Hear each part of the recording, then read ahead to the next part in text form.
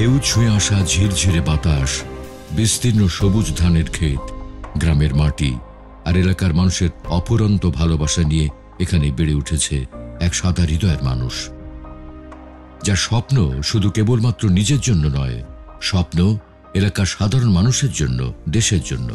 সে মানুষটির নাম মোহাম্মদ মোশাররফ হোসেন। তিনি 1960 সালে মুন্সিগঞ্জ জেলার পশ্চিম দেওসার বা হাতিমারা গ্রামে এক সম্ভ্রান্ত পরিবারে জন্মগ্রহণ করেন। জনাব মোহাম্মদ মোশাররফ হোসেন মুন্সিগঞ্জের কৃতি সন্তান হিসেবে তিনি একজন সফল উদ্যোক্তা, বিশিষ্ট সমাজসেবক, শিক্ষানুরাগী এবং দানবীর হিসেবে অত্যন্ত সুপরিচিত। তিনি দীর্ঘ 1 যুগেরও বেশি রামপাল ইউনিয়নের সুযোগ্য ও অত্যন্ত জনপ্রিয় চেয়ারম্যান হিসেবে কৃতিত্বের সাথে তার দায়িত্ব পালন করেন। এলাকায় সাবেক চেয়ারম্যান ছিল, ইউনিয়ন চেয়ারম্যান ছিল, কাজ হয়েছে, ভালো রাস্তাঘাট হয়েছে, কাজ হয়েছে।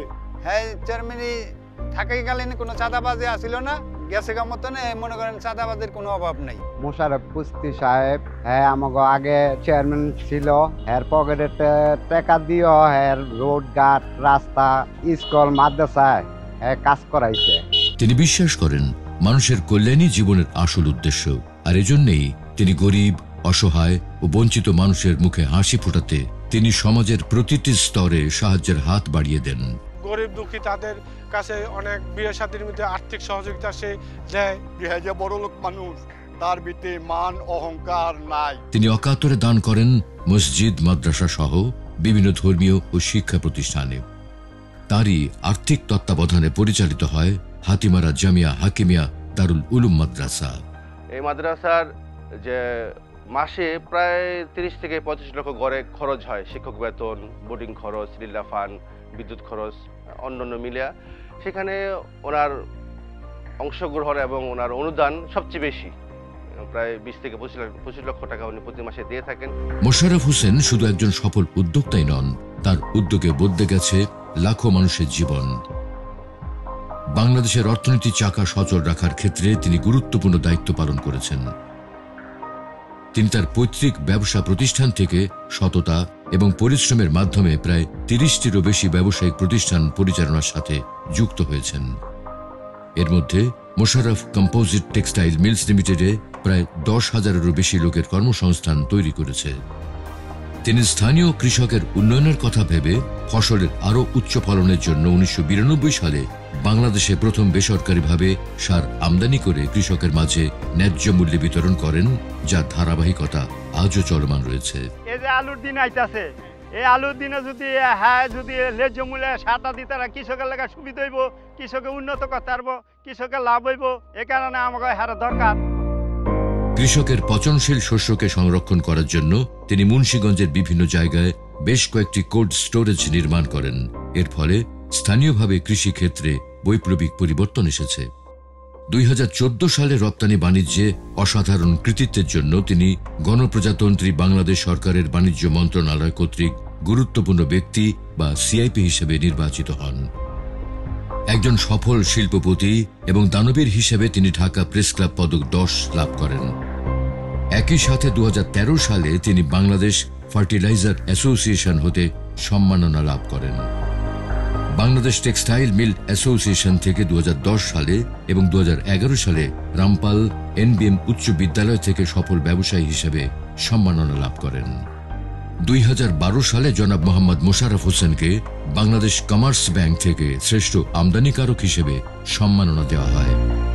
এছাড়াও তিনি 2010 সালে মুন্সিগঞ্জ জেলার শ্রেষ্ঠ চেয়ারম্যান হিসেবে স্বীকৃতি লাভ করেন।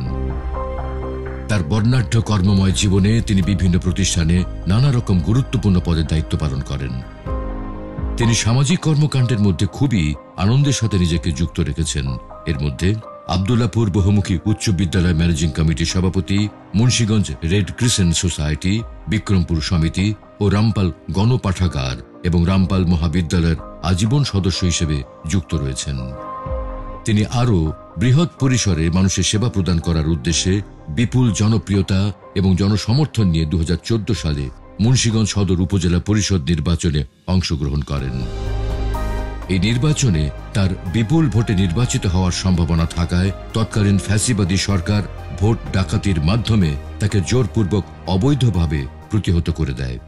উপজেলার চেয়ারম্যানই আমরা দেখছি 10টা পর্যন্ত ভোটের মধ্যে সে অনেক ভোটে আগে ছিল, তাহলে ওই ভোটেও সে নির্বাচিত হইতো যদি সুষ্ঠু নির্বাচন হইতো। মোশাররফ হোসেন পুস্তি সাহেব 1 নম্বর সৎলোক হিসাবে ওনাকে নমিনেশন দিবে এবং উনি নমিনেশন পেলে এমপি নির্বাচিত হলে জনগণের উপকার হবে, এই কথাটা বলতে পারি। শুধু তাই নয়, পরবর্তীতে তাকে নানা রকম উদ্দেশ্য প্রণোদিত ও মিথ্যা মামলায় জড়িয়ে হয়রানির মাধ্যমে ব্যবসা বাণিজ্য ও স্বাভাবিক জীবনযাপনে বাধাগ্রস্ত করে তোলা হয়। বিএনপির রাজনীতিতে যুক্ত থাকার কারণে বিগত ফ্যাসিবাদী স্বৈরশাসকের বিশেষ বাহিনী তাকে বিনা কারণে তুলে নিয়ে গিয়ে আয়নাঘরে বন্দী করে পাশবিক অত্যাচার করে মৃত্যুর মুখে ঠেলে দেওয়া হয়। এর ফলে তিনি শারীরিক ও মানসিকভাবে বিপর্যস্ত হয়ে পড়েন।